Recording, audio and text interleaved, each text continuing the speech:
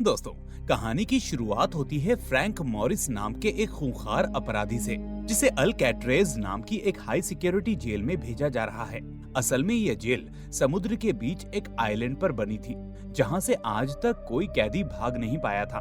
लेकिन फ्रैंक नाम का ये क्रिमिनल जेल से भागने में उस्ताद था। उसने पहले भी कई जेलों को चकमा दिया था, पर इस बार अल्कैट्रेज की बात ही अलग थी। यहाँ से भागने का किसी ने सोचा तक नहीं था, करने की बात तो बहुत दूर है। जेल में पहुँचते ही फ्रैंक की अच्छे से तलाशी ली जाती है कि कहीं उसके पास कोई औजार या छुपा हुआ हथियार तो नहीं है, और उसके बाद फिर उसे उसके जेल में भेज दिया जाता है, जहाँ उसे अपनी बाकी जिंदगी काटनी थी। फिर अगले दिन नाश्ते के वक्त फ्रैंक की मुलाकात लिटमस नाम के एक बूढ़े कैदी से होती है। यहाँ हम देखते हैं कि लिटमस ने एक चूहे को अपना पालतू बना रखा था। अब बातचीत के दौरान फ्रैंक की नजर वुल्फ नाम के एक कैदी पर पड़ती है, जो बार बार उसकी तरफ घूर रहा था और सरेआम उसे छेड़ रहा था। लेकिन फ्रैंक उसे फिलहाल इग्नोर करता है और लिटमस से अपनी बात जारी रखता है। फिर थोड़ी देर बाद उसे वार्डन के कमरे में बुलाया जाता है, जहां वार्डन उसे धमकाते हुए कहता है, तुम पहले अलग अलग जगह से भाग चुके हो, लेकिन यहाँ से भागने की बेफिजूल की कोशिश मत करना,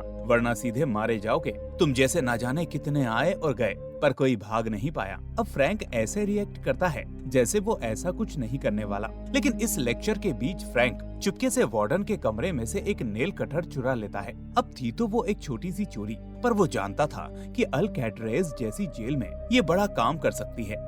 अब सेल में लौटते ही वो उस नेल कटर को अपनी बाइबल में छुपा देता है, ताकि वक्त आने पर उसका इस्तेमाल किया जा सके। इसके बाद हम देखते हैं कि ग्रुप शॉवर के दौरान वुल्फ नाम का वो क्रिमिनल फिर से फ्रैंक के पास आता है और उसे छेड़ने लगता है। लेकिन इस बार फ्रैंक ये सहन नहीं करता और वो वुल्फ को पकड़कर पीटना शुरू कर देता है, जिसके बाद इस झगड़े से जेल में उसकी एक रेपुटेशन बन जाती है और अब उससे कोई फालतू पंगा नहीं लेता। फिर धीरे धीरे जेल की लाइब्रेरी ही फ्रैंक का दूसरा घर बन जाती है और वो ज्यादातर वक्त वहीं बिताने लगता है। अब यहाँ उसकी मुलाकात इंग्लिश नाम के एक क्रिमिनल से होती है, जो उस जेल का लाइब्रेरियन होता है। असल में इंग्लिश को भी उम्र कैद की सजा मिली थी और पहले वो भी इस जेल से बाहर निकलने के बारे में सोचता था, लेकिन वक्त गुजरने के साथ साथ वो समझ चुका था कि ये काम नामुमकिन है। इसलिए उसने अब जेल से बाहर निकलने की उम्मीद छोड़ दी थी और वो अब सिर्फ किताबों में ही अपना सुकून ढूंढता था। अब फ्रैंक और इंग्लिश को एक ही तरह की दो हिस्ट्री की किताबें पसंद थी, जिस वजह से उन दोनों के बीच धीरे धीरे गहरी दोस्ती हो जाती है। अब कुछ दिनों बाद फ्रैंक की मुलाकात डॉक नाम के एक और कैदी से होती है, जो एक कमाल का पेंटर होता है। उसकी पेंटिंग देखकर फ्रैंक हैरान हो जाता है और उससे पूछता है कि तुम जेल में पेंटिंग बनाकर क्या हासिल करना चाहते हो। तो डॉग कहता है कि असल में ये जेल किसी को भी पागल कर सकती है। धीरे धीरे मैंने कई लोगों को डिप्रेशन में जाते देखा है, इसलिए मैं पेंटिंग करके अपने दिमाग को संभाले रखता हूँ, ताकि बाकी लोगों की तरह पागल ना हो जाऊं। अब उसी शाम एक गार्ड फ्रैंक को कारपेंटर की नौकरी का एक ऑफर देता है और कहता है कि उसमें तुम्हें काम करने के लिए हर घंटे 15 सेंट की मजदूरी मिलेगी। अब फ्रैंक के लिए ये अच्छा मौका था, क्योंकि इस काम के दौरान वो अलग अलग टूल्स को चुपके से इकट्ठा कर सकता था। लेकिन मुसीबतें अभी भी फ्रैंक के पीछे थी, क्योंकि एक दिन जब सभी कैदी अपने सेल से बाहर थे, तो वहाँ वुल्फ फिर से एक हथियार के साथ लौट कर आता है। इसके बाद वो फ्रैंक पर हमला करने वाला होता ही है कि तभी डॉक फ्रैंक को इस हमले के लिए अलर्ट कर देता है और इसी वजह से फ्रैंक वुल्फ के हमले को अपनी जैकेट की मदद से ही रोक लेता है। इसके बाद दोनों में जबरदस्त लड़ाई छिड़ जाती है और फिर गार्ड्स आकर दोनों का बीच बचाव करते हैं। पर वुल्फ इस वक्त इतने गुस्से में होता है कि वो हर हालत में फ्रैंक से अपनी पिटाई का बदला लेना चाहता था, इसलिए वो इसी गुस्से में गार्ड पर भी हमला कर देता है। इसी वजह से उन दोनों को डी ब्लॉक की सॉलिटरी कॉन्फाइनमेंट में भेज दिया जाता है। अब हमें पता चलता है कि सॉलिटरी कॉन्फाइनमेंट असल में एक अंधेरा पिंजरा था, जहां कोई जाना नहीं चाहता था, क्योंकि उसमें रहने वाले आदमी को पूरी तरह से आइसोलेट कर दिया जाता था। ना तो वो कुछ देख सकता था और ना ही सुन सकता था, सिर्फ खाने के वक्त ही उनके दरवाजों को खोला जाता था।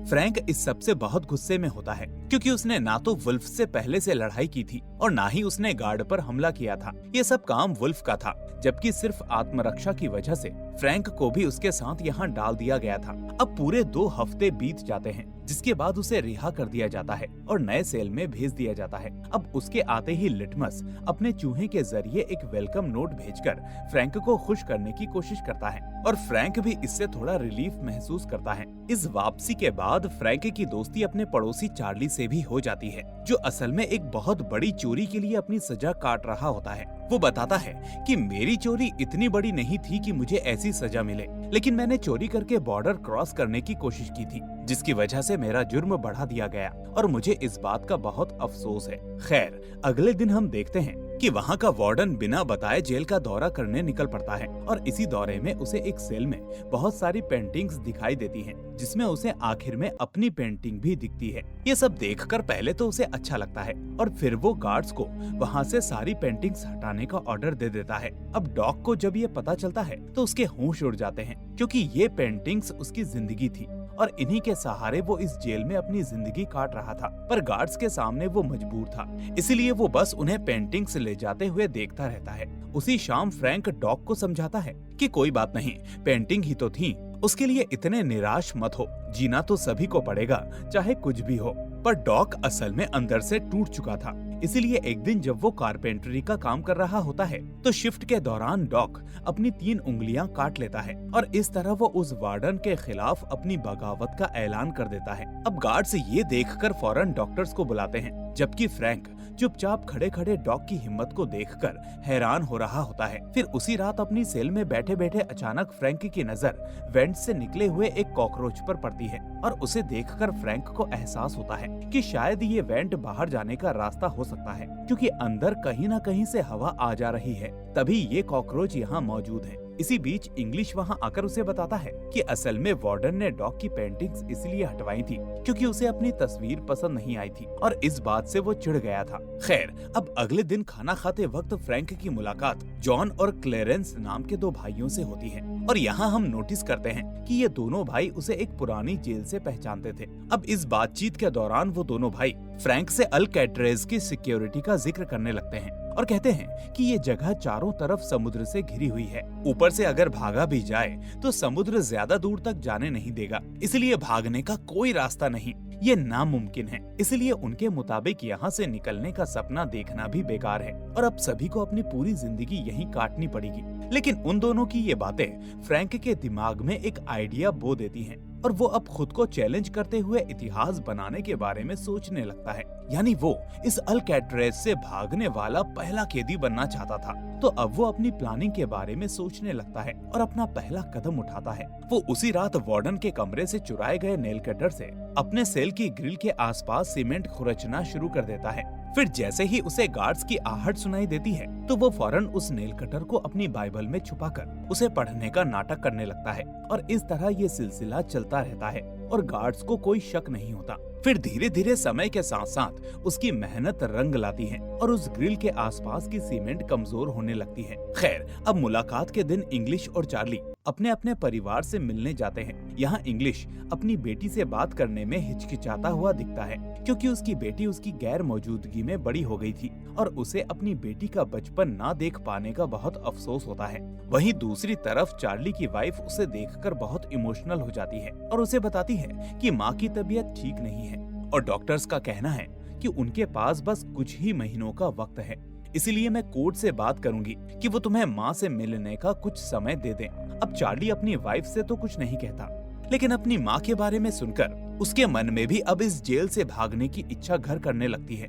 फिर अगली सुबह नाश्ते के वक्त फ्रैंक जॉन और चार्ली के सामने अपना प्लान रखता है। वो कहता है कि खारे पानी और हवा ने जेल की दीवारों को कमजोर कर दिया है, इसलिए हम सीमेंट को रेतकर वेंटिलेशन ग्रिल्स को हटा सकते हैं और फिर पाइपलाइंस के जरिए यहाँ से बाहर निकल सकते हैं। पर इसके बाद सभी का सवाल होता है कि समुद्र कैसे पार करेंगे।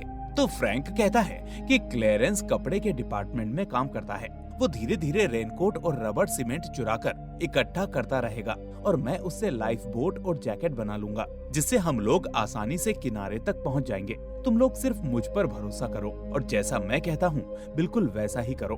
अब फ्रैंक का प्लान सबको पसंद आता है, जिसके बाद चारों मिलकर इस काम को शुरू करने का फैसला करते हैं। इसके बाद हम देखते हैं कि फ्रैंक हर रोज की तरह उस रात भी सीमेंट कुरेद रहा होता है और इस बार चार्ली भी उसका साथ देता है। जब तक फ्रैंक अपने काम को करता था तब तक चार्ली बाहर नजर रखता था ताकि किसी गार्ड को इस चीज की भनक ना पड़े, और जैसे ही कोई गार्ड वहां आता दिखता है तो चार्ली के इशारे पर फ्रैंक अपना काम बंद कर देता था और वापस बाइबल पढ़ने लगता था। पर इस काम में फ्रैंक को बहुत परेशानी हो रही थी क्योंकि वो नेल कटर छोटा था और कुंद था, जिससे काम काफी धीमा चल रहा था और मेहनत ज्यादा लग रही थी। साथ में उसके हाथों पर भी काफी चोटें लग गई थी, जिससे वो अपने हाथों की मूवमेंट खो रहा था। इसलिए वो अगली सुबह इसके बारे में सबको बताता है और कहता है कि हमें अब बड़ा और मजबूत हथियार चाहिए क्योंकि नेल कटर इतना काम नहीं कर सकता। ये सुनकर सभी इस बारे में सोचने लगते हैं, पर तभी फ्रैंक की नजर अपनी चम्मच पर पड़ती है और उसके दिमाग में एक आइडिया आता है और वो अपनी चम्मच को जूते से घिसकर गंदा कर देता है। फिर वो एक गार्ड को बुलाकर चम्मच के गंदे होने की शिकायत करता है, जिसमें उसके बाकी लोग भी साथ देते हैं। अब गार्ड को इसमें कुछ भी गलत नहीं लगता, इसलिए वो चम्मच बदलने को तैयार हो जाता है। इसके बाद जब जॉन और फ्रैंक चम्मच बदलने जाते हैं तो फ्रंट डेस्क पर जॉन गार्ड को अपनी बातों में उलझा लेता है और इसी मौके का फायदा उठाकर फ्रैंक एक एक्स्ट्रा चम्मच अपनी जेब में डाल लेता है। पर इतना काफी नहीं था, आखिर चम्मच से सीमेंट को कैसे खुरचा जा सकता था। इसीलिए फ्रैंक ने लिटमस से 20 दिन की मिठाई के बदले पहले कुछ सामान जुटाया और फिर एक चम्मच, अपने नेल कटर और एक सिक्के को पिघलाकर एक नया औजार बना लिया, जो काफी नुकीला और कारगर औजार था, जिससे खुरचन का काम काफी तेजी और आसानी से हो रहा था। अब उसी रात जब फ्रैंक तेजी से सीमेंट कुरेद रहा होता है तो तभी एक गार्ड अचानक उस तरफ आ जाता है। ऐसा इसलिए होता है क्योंकि चार्ली की नजर चूक गई थी और वो नींद में चला गया था, लेकिन वक्त रहते इंग्लिश बीच में आकर गार्ड का ध्यान भटकाता है, जिससे चार्ली की नींद खुल जाती है और वो फौरन बार्स पर मुक्का मारकर फ्रैंक को अलर्ट कर देता है। इसके बाद फ्रैंक फटाक से अपना सामान छुपा तो लेता है, लेकिन वो समझ जाता है कि वो काम में चार्ली के भरोसे नहीं रह सकता क्योंकि इतने इम्पोर्टेंट मोमेंट पर भी चार्ली को नींद आ गई थी। अब काफी दिन खुरचने के बाद आखिर में फ्रैंक उस ग्रिल के आखिरी छोर तक पहुंच जाता है, लेकिन यहाँ वो देखता है कि ग्रिल के चारों तरफ असल में पेंच भी कसे हुए थे, यानी उन्हें खोलने के लिए अब फ्रैंक को नया औजार चाहिए होगा। वो अब इसी बारे में सोचता रहता है और इस बीच खुरचन से बाहर निकले सीमेंट को अपनी पेंट में छुपाकर रख लेता है। इसके बाद जब भी उसे बाहर जाने का मौका मिलता है तो वो चोरी चुपके उस सीमेंट को अपनी पेंट से बाहर निकाल देता है। फिर अगले दिन उसे कारपेंटर शॉप में काम करते हुए एक आइडिया आता है और वो पेंच को खोलने के लिए अपने लिए एक छोटा सा औजार बना लेता है। पर यहाँ एक दिक्कत होती है, उसे इस हथियार को अपने सेल में लेकर जाना था, जबकि इसके लिए उसे मेटल डिटेक्टर से बचकर निकलना था। तो इसके लिए फ्रैंक एक चाल चलता है और वो एक बेकार लोहे के टुकड़े को अपने हाथ में रख लेता है और फिर जैसे ही वो मेटल डिटेक्टर को क्रॉस करता है तो अलार्म बजने लगता है, जिससे गार्ड उसे रोक लेता है। अब वो फौरन अपने हाथ में रखे उस लोहे के खराब टुकड़े को गार्ड को दे देता है और अपने रास्ते निकल जाता है। यहाँ गार्ड को लगता है कि इसी लोहे के टुकड़े की वजह से वो अलार्म बजा होगा, इसलिए वो ज्यादा तहकीकात नहीं करता। लेकिन फिर हम देखते हैं कि असली औजार तो फ्रैंक ने अपने जूते में छुपा कर रखा था। अब सेल में पहुंचते ही वो उस औजार की मदद से अपनी ग्रिल को खोल लेता है। अब इसी मोमेंट पर फ्रैंक की एक परीक्षा थी, क्योंकि वो देखने वाला था कि ग्रिल के उस पार क्या है। फिर गर्दन अंदर डालते ही उसे दिखता है कि उसके सामने बहुत सारी पाइपलाइंस का जाल मौजूद है और फिर वो समझ जाता है कि ये पाइप जहाँ से जुड़ी होंगी वहीं उसकी आजादी का रास्ता भी हो सकता है। लेकिन फ्रैंक जानता था कि अभी प्लान पूरा नहीं हुआ है, क्योंकि जब वो वहाँ से भागेगा तो गार्ड्स को चकमा देने के लिए उनके जैसा कुछ बॉडी डबल वहाँ होना चाहिए, ताकि गार्ड्स को लगे कि वो वहीं सो रहा है। तो इसके लिए फ्रैंक अपने साथियों के साथ मिलकर अपने अपने नकली सिर के हिस्से को बनाने का फैसला करता है। इसके बाद वो चारों अपने प्लान को पूरा करने के लिए अपना अपना सामान जुटाना शुरू कर देते हैं और अपने अपने काम को बांट लेते हैं, जिसमें जॉन का काम था नाई की दुकान से बाल इकट्ठा करना, चार्ली का काम था पेंट का इंतजाम करना, साथ ही फ्रैंक इंग्लिश की मदद से ढेर सारे अखबार जमा कर लेता है और फिर सामान मिलते ही वो इस काम पर लग जाता है। इसके बाद वो सबसे पहले अखबार को दीवार से निकली सीमेंट में मिलाकर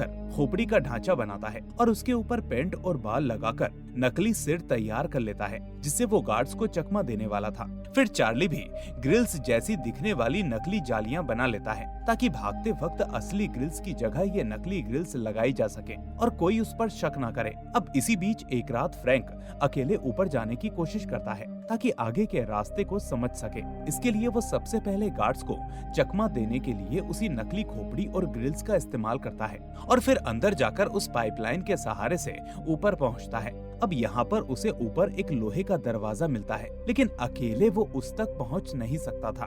दूसरी तरफ हम देखते हैं कि ठीक उसी वक्त एक गार्ड भी उसके सेल का राउंड मार रहा था। इसी बीच जब फ्रैंक के सेल पर उसकी नजर पड़ती है तो वो नोटिस करता है कि रोज बाइबल पढ़ने वाला फ्रैंक आज शांत है, इसीलिए उसे शक तो होता है।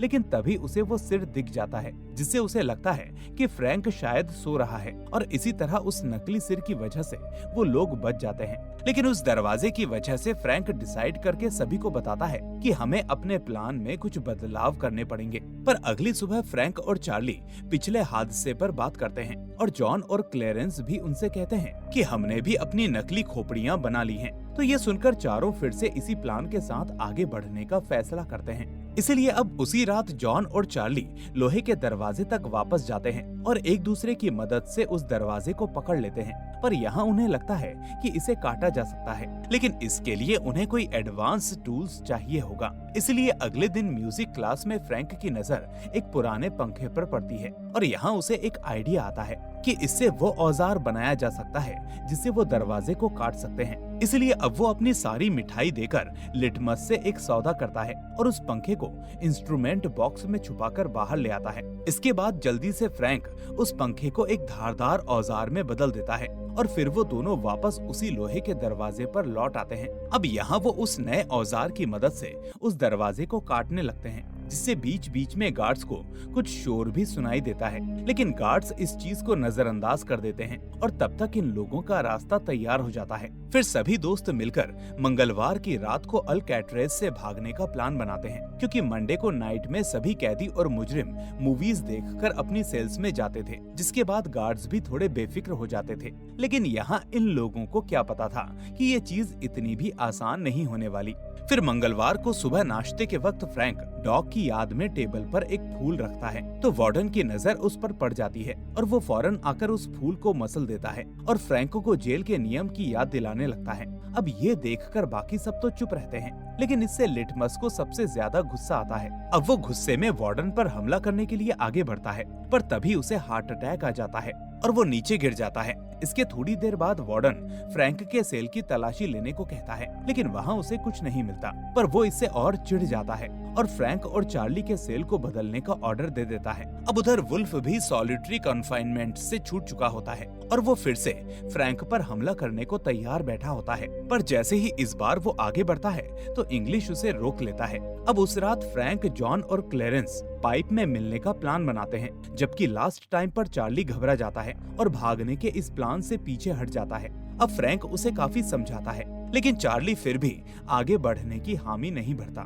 तो मजबूरन अब वो बाकी तीन अपने रास्तों पर आगे बढ़ जाते हैं। इस तरह चार्ली अपनी आंखों के सामने अपनी आजादी का सपना खोता हुआ देखता है। इसके बाद हम देखते हैं कि फ्रैंक, जॉन और क्लेरेंस दरवाजा पार करके छत तक पहुंच जाते हैं और सर्च लाइट से बचने के लिए धीरे धीरे कदम बढ़ाते हैं। इतने में नीचे चार्ली आखिरी मौके पर हिम्मत जुटाता है और फौरन पाइपलाइन से दरवाजे तक दौड़ पड़ता है, पर इस दरवाजे को वो अकेले पार नहीं कर सकता था। इस तरह उसका डर उसे आजादी से दूर कर देता है। वहीं दूसरी तरफ फ्रैंक, जॉन और क्लेरेंस जेल की दीवार तक पहुंच जाते हैं और उसके बाद पहले आसपास ध्यान से देखते हैं। फिर वो चुपके से दीवार पार करते हैं और समुद्र के किनारे पहुंच जाते हैं। यहाँ तीनों को पता था कि किसको क्या करना है, इसलिए वो तेजी से रेनकोट और रबर सीमेंट से बनी नाव में हवा भरने लगते हैं। इस वक्त मुंह से हवा भरना काफी मुश्किल था, पर जान बचाने के खातिर वो ये कर दिखाते हैं और आखिरकार समुद्र में उतर जाते हैं, इस अल्कैट्रेज को हमेशा के लिए अलविदा कहने। फिर अगली सुबह जब गार्ड्स राउंड पर आते हैं तो पहले तो उन्हें सब कुछ नॉर्मल लगता है, लेकिन जब काफी देर तक गार्ड्स को फ्रैंक सोता हुआ दिखता है तो वो उसे गेट खटखटाकर उठने के लिए कहता है। लेकिन जब फ्रैंक नहीं उठता तो गार्ड्स खुद उस सेल के अंदर जाकर उस चादर को हटा देता है और ऐसा करते ही उसके होश उड़ जाते हैं, क्योंकि फ्रैंक के बिस्तर पर उसकी नकली खोपड़ी मौजूद होती है। अब पूरी जेल में हड़कंप मच जाता है और अलार्म बजते ही सभी को पता चल जाता है कि दो और कैदी जॉन और क्लेरेंस भी गायब हैं। इसके बाद सर्च ऑपरेशन शुरू होता है, जिसमें नाव और हेलीकॉप्टर सब लगाए जाते हैं, पर किसी को कोई सुराग नहीं मिलता। यहाँ कुछ पुलिस वालों को लगता है कि वो समुद्र में डूबकर मर गए होंगे, पर वो वार्डन अंदर ही अंदर जानता था कि वो बच निकले हैं। यानी दुनिया की सबसे सुरक्षित जेल अब टूट चुकी थी। इसीलिए अब जेल की इज्जत बचाने के लिए वार्डन उन्हें मरा हुआ घोषित कर देता है। लेकिन सच ये था कि किसी को उसकी बात पर यकीन नहीं था। फिर मूवी के लास्ट में हमें बताया जाता है कि ये एक सच्ची कहानी थी और फ्रैंक जेल तोड़ने वाला जीनियस बन चुका था। हालांकि उसके बाद 1 साल तक गुप्त सर्च चली थी, पर कोई बॉडी भी नहीं मिली थी। मतलब साफ था, वो सचमुच भाग निकले थे। और इसी के साथ ये मूवी यहीं पर एंड हो जाती है। तो दोस्तों, आपको ये मूवी कैसी लगी मुझे कमेंट में बताएं और इस वीडियो को लाइक करके अपने दोस्तों के साथ शेयर भी करें। साथ ही इस चैनल को सब्सक्राइब करके नोटिफिकेशन बेल को भी दबा दें, ताकि कोई भी वीडियो आपसे मिस ना हो। अब मैं मिलूंगा आपसे अगली ऐसी ही शानदार मूवी के साथ। Till then, take care and thanks for watching.